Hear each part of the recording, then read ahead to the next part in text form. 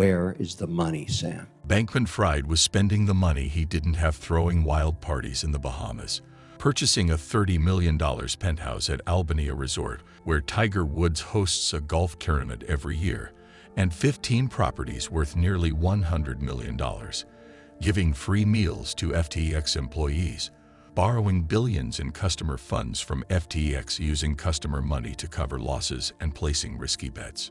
It was pretty clear pretty soon that there's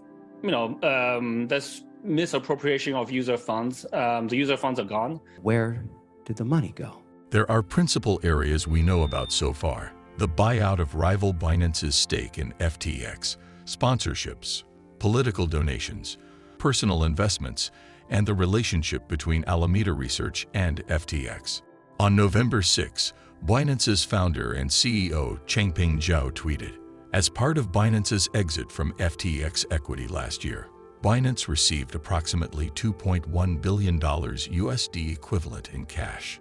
Most of the $2.3 billion loan from Alameda to the Bankman Fried controlled entity Paperbird may have gone to purchase rival Binance's stake in FTX.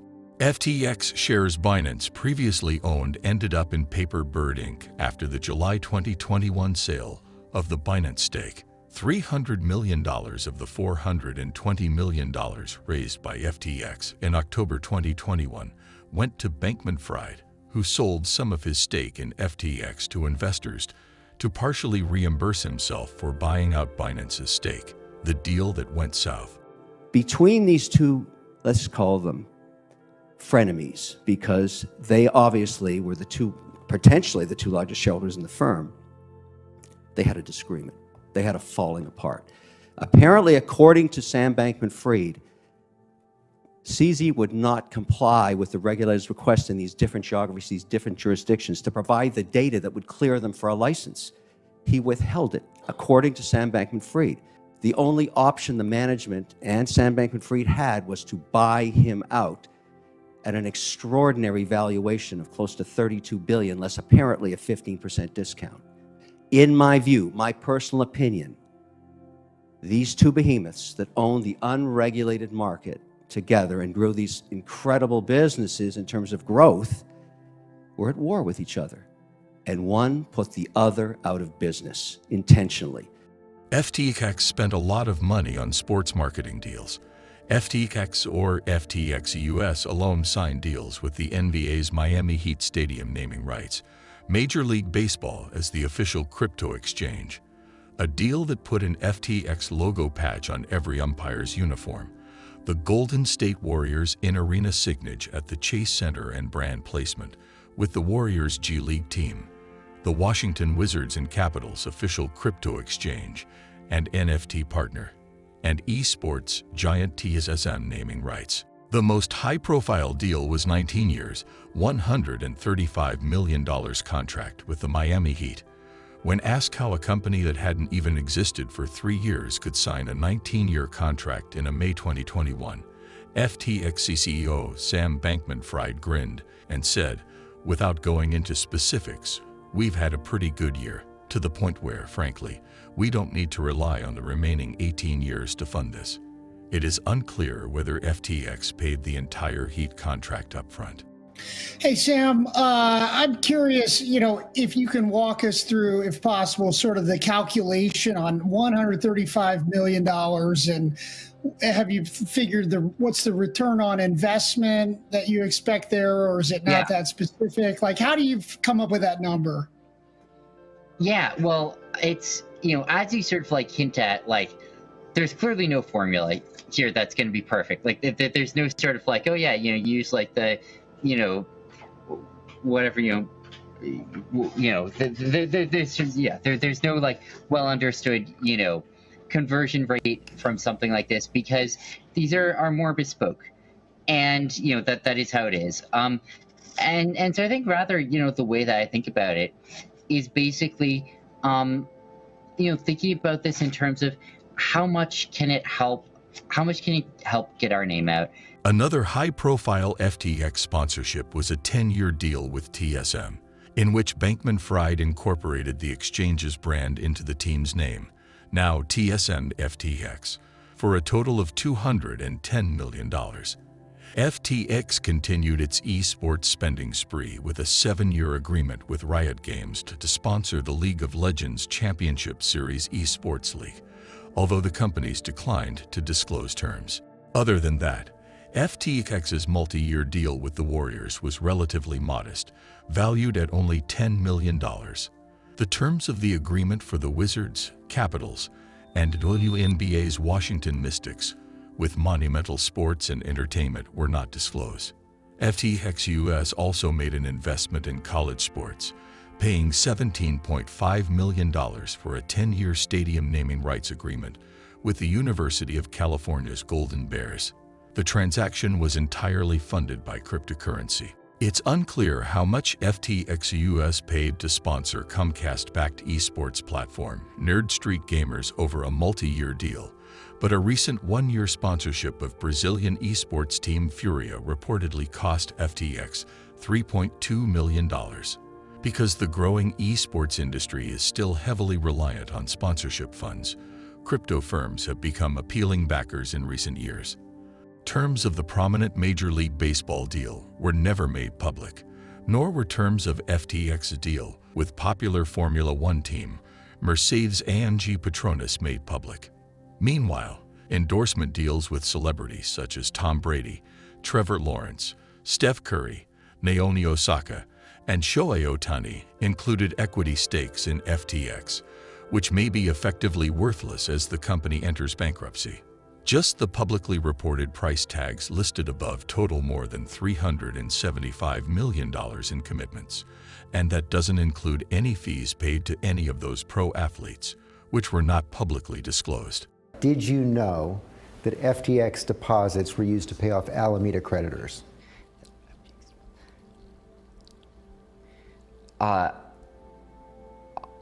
I don't know of FTX deposits being used to pay off Alameda creditors. Are you, which creditors are you referring to? Carolyn Ellison said that you all knew that these funds were put into Alameda. They were the funds owned by your depositors.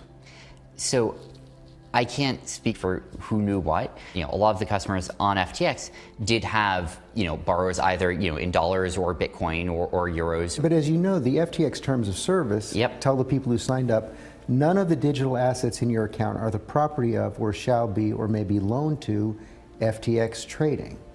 But you're saying that happened. My understanding is a few things happened. Sam Bankman Fried's quant trading firm was able to use customer funds from his exchange FTX in a way that flew under the radar of investors, employees, and auditors.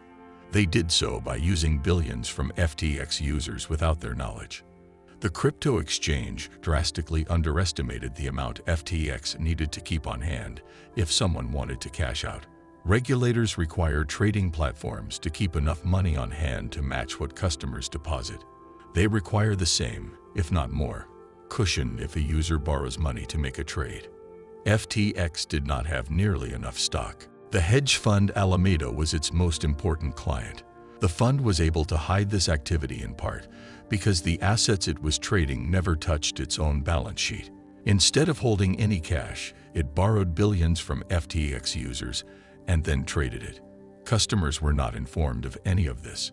In general, mixing customer funds with counterparties and trading them without explicit consent is illegal under U.S. securities law. It also violates the terms of service of FTX. Sam Bankman Fried has not commented on allegations of misappropriation of customer funds, but has stated that the company's recent bankruptcy filing was due to problems with a leveraged trading position. One of the reasons FTX went bankrupt is because FTX deposits were used to pay Alameda's creditors. Carolyn Ellison said you knew about that. Is that true? Best I can tell, Alameda did have a big position open on FTX. That position, I think, was very over-collateralized a year ago. There was a total market collapse and specifically a large correlated collapse in its assets over the last month and to some extent over the last year that threatened that position quite a bit. And I think that's as best I understand, a a lot of what happened there. I am no cryptocurrency expert, I'm no finance expert, but I don't think you answered my question. The quant fund used FTT, a cryptocurrency created by the exchange, as collateral in some of these leveraged trades. Collateral in a lending agreement is typically the borrower's pledge to secure repayment. It's usually money or something of value, such as real estate. In this case, Alameda was borrowing from FTX and repaying the loans with the exchange's in-house cryptocurrency, FTT token. The FTT token's price fell 75% in a single day, rendering the collateral insufficient to cover the trade. Part of the problem was FTX's complex web of leverage and margin trading. Its spot margin trading feature allows users to borrow from other platform users. For example, if a customer deposits 1 Bitcoin, they can lend it to another user and earn a return on their investment. But every time an asset was borrowed, FTX deducted the borrowed assets from what it needed to keep in its wallets to match customer deposits. In most cases, an exchange's wallets must match what customers deposit. However, as a result of this practice, assets were not backed up one-to-one, and the company underestimated the amount owed to customers. This spot margin feature was also available to the trading firm Alameda. Alameda was able to borrow money from customers for free. Alameda could use the FTT tokens it held as collateral to borrow money from customers. Even if FTX created more FTT tokens, the coin's value would not fall because these coins would never be traded on the open market. As a result, the market value of these tokens remained stable, allowing Alameda to borrow against them, effectively receiving free money to trade with. FTX was able to maintain this pattern as long as the price of FTT remained stable and there was no flood of customer withdrawals from the exchange. Outside auditors are likely to have missed this discrepancy because customer assets are an off-balance sheet item that is not reported on FTX's financial statements. Whose money you were using, but to donate, for example, to the Democratic Party, in large part to influence regulation. And I think as people have looked through now some of the regulation you were pushing for at CFIUS, for example, some of that regulation would have allowed you, frankly, to, quote, self-certify a lot of what was going on at FTX. And there are people who look at that and say it was all part of a scheme. So, I mean, lawmakers were not ruling on FTX. FTX didn't have an application before Congress for anything. My donations were mostly for pandemic prevention, and they were looking at primary elections where there were candidates who were outspoken in favor of doing things now to prevent the next pandemic. That was the primary thing that I was supporting with those contributions. And, it was on both sides of the aisle, primarily operating in both primaries, because I wasn't viewing it as a partisan exercise. I was not, most of this was not looking at donating to one party to beat the other one in the general elections here. It was not only was it on both sides, but even within each side, it was between two candidates in the same party, and it was looking at pandemic policy. During the 2022 midterm elections, Bankman Fried made $40 million in political contributions, making him the second largest disclosed donor to Democratic causes. He donated $6 million to the House Majority PAC, which is the main outside group that supports House Democrats. He also gave the Democratic Congressional Campaign Committee $250,000 and the Democratic Senatorial Campaign Committee $66,500. The majority of his political contributions, $27 million, went to the Protect Our Future PAC, which advocates for pandemic preparedness. The Protect Our Future PAC spent $24.2 million on independent expenditures, mailers, ads to support 19 Democratic House candidates, including Georgia Rep. Lucy McBath and newly elected Florida Reps. Maxwell Frost and Jasmine Crockett. Carrick Flynn, who ran unsuccessfully for Congress in the Democratic primary in Oregon, received $10 million in outside spending from the Protect Our Future PAC. In an interview, Bankman Fried stated that his donations to Republicans were roughly equal to those to Democrats, but that all of my Republican donations were dark. He also stated that he made all of these contributions during the primary elections. This quote prompted Citizens for Responsibility and Ethics to file an FEC complaint, alleging that Bankman Fried was able to direct millions to influence federal elections while evading federal laws that require disclosure of the true source of the contributions. All of this dirty money was used to further Bankman Fried's desire to buy bipartisan influence and influence Washington policy. These contributions were disguised to appear to be from wealthy co-conspirators, when in fact they were funded by Alameda Research using stolen customer money.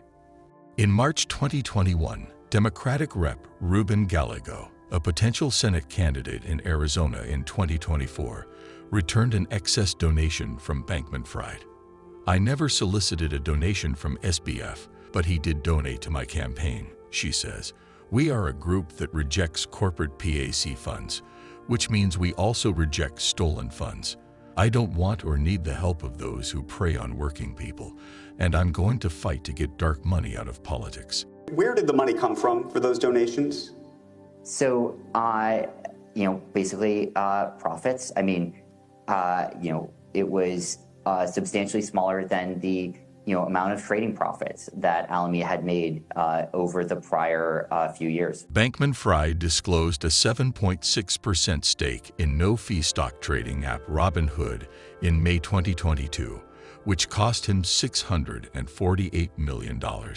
Then there are the investments made by Bankman Fried through FTX Ventures, which reportedly totaled more than $500 million in venture capital firms, including one of FTX's largest backers, Sequoia Capital, as well as investments in Altimeter Capital Management and Multicoin Capital. According to the information, Bankman Fried entities invested $200 million in Sequoia Capital, including $100 million in Sequoia Heritage, the firm's wealth management fund, and $300 million in K5 Global, a fund run by Michael Kivs, who is reportedly a Bankman Fried advisor. The amount invested by Bankman Fried in Altimeter Capital and Multicoin Capital has not been disclosed.